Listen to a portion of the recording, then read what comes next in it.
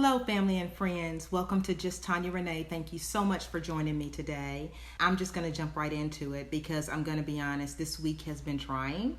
This week has been really a week just filled with emotions, anger, frustration, exhaustion. I mean, name it, every emotion I think I've been through.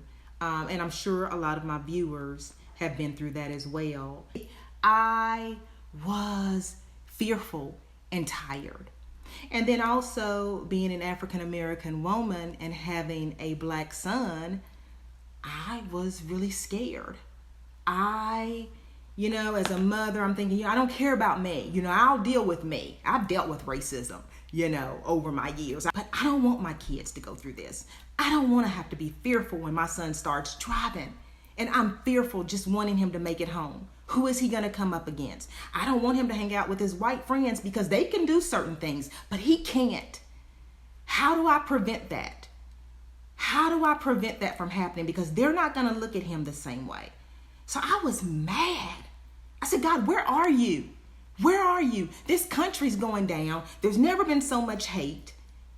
You say you haven't given us the spirit of fear. Well, I'm scared.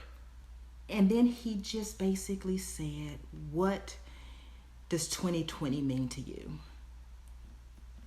Well, basically, God, 2020, right now, we're all talking about we need a do-over.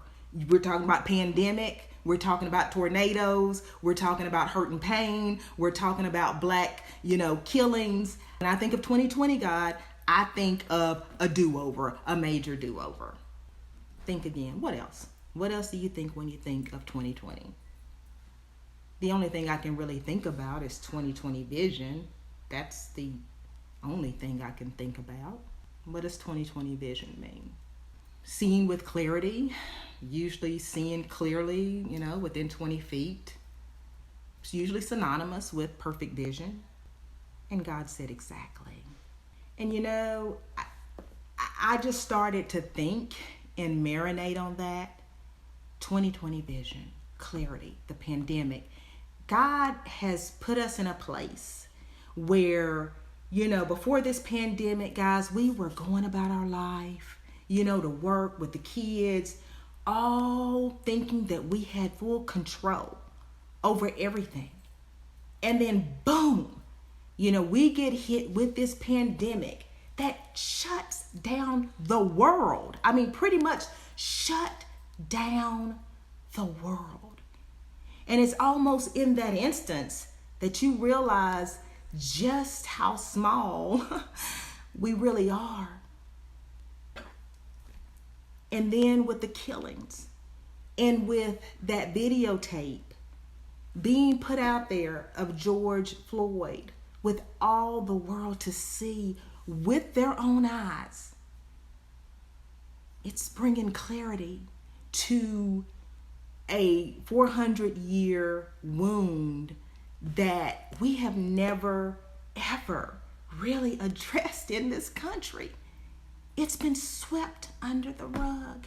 So who we are as a country has everything to do with where we started and everything that's happened up to this point of 2020. We can't erase it. We can't sit up there and ignore it. Because it's while we're here at this point, it's while we have the mentality at this point as people, and how we all have different mentality, different thinking, different experiences has brought us to where we are today. But this particular video just hit.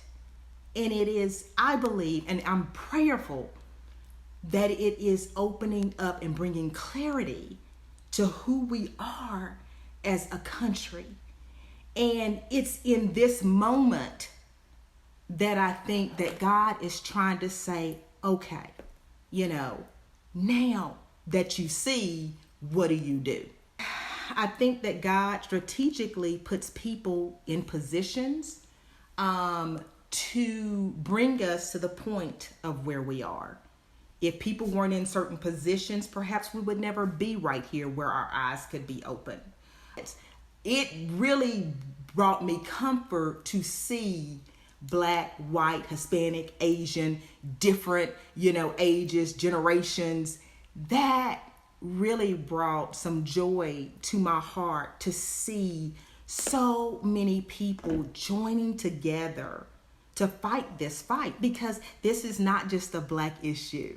This is an American issue that has to be addressed by all of us in order to bring about change.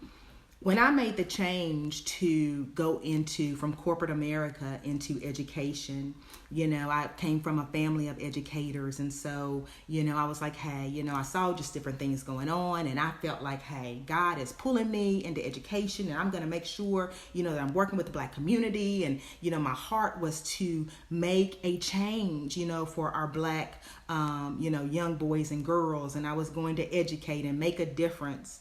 And 5 years ago, the Lord said, I don't want you there.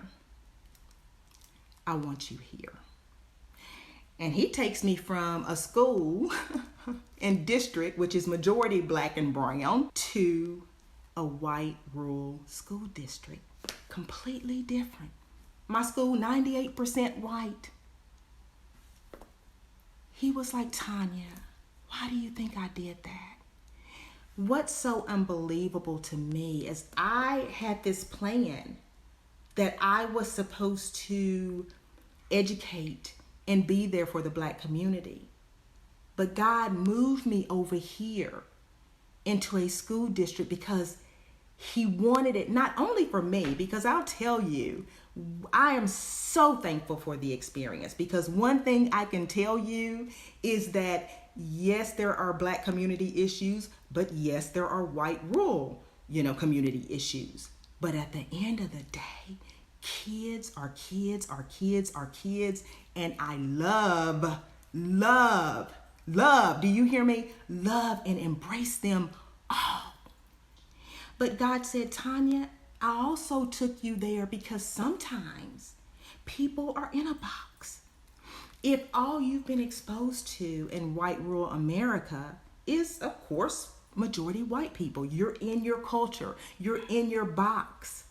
That's all you know. And if you have any exposure to anyone Black, perhaps it's on TV. I hope you're not getting it from what are their names, Diamond and Silk, that I think they were fired, but they used to show them all the time on Fox News.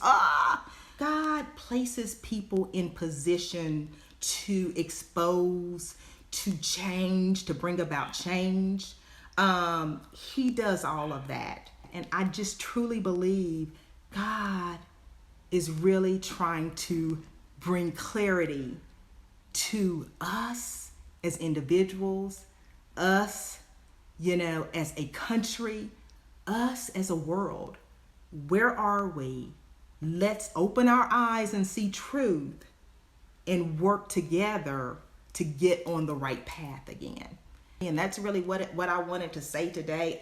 He speaks to me in a certain way, and maybe it's just for me, maybe it'll be for somebody else. But when he said 2020 vision, and just the clarity and just that people's eyes are being opened, we need to see truth. I'm hoping and I'm praying that we are on a path to healing for this country. One of the things that really gives me hope is this younger generation.